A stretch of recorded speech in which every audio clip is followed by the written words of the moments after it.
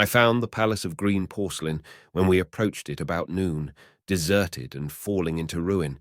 Only ragged vestiges of glass remained in its windows, and great sheets of the green facing had fallen away from the corroded metallic framework.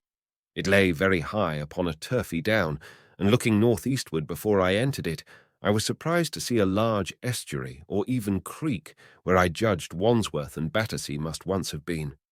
I thought then, though I never followed up the thought, of what might have happened, or might be happening, to the living things in the sea. The material of the palace proved on examination to be indeed porcelain, and along the face of it I saw an inscription in some unknown character. I thought, rather foolishly, that Weena might help me to interpret this, but I only learnt that the bare idea of writing had never entered her head. She always seemed to me, I fancy, more human than she was, perhaps because her affection was so human. Within the big valves of the door, which were open and broken, we found, instead of the customary hall, a long gallery lit by many side windows. At the first glance I was reminded of a museum. The tiled floor was thick with dust, and a remarkable array of miscellaneous objects was shrouded in the same grey covering.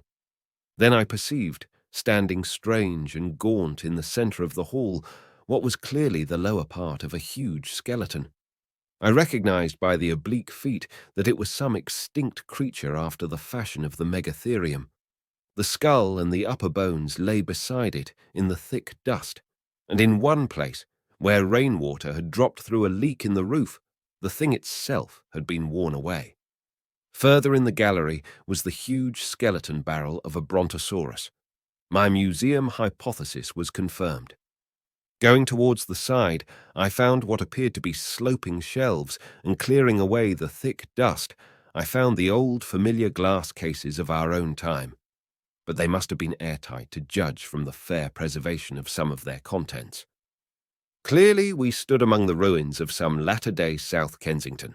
Here, apparently, was the paleontological section, and a very splendid array of fossils it must have been, though the inevitable process of decay that had been staved off for a time, and had, through the extinction of bacteria and fungi, lost 99 hundredths of its force, was nevertheless, with extreme sureness, if with extreme slowness at work again upon all its treasures. Here and there I found traces of the little people in the shape of rare fossils broken to pieces or threaded in strings upon reeds, and the cases had in some instances been bodily removed, by the Morlocks, as I judged.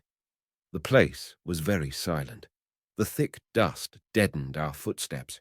Weena, who had been rolling a sea urchin down the sloping glass of a case, presently came as I stared about me, and very quietly took my hand and stood beside me. And at first I was so much surprised by this ancient monument of an intellectual age that I gave no thought to the possibilities it presented. Even my preoccupation about the time machine receded a little from my mind.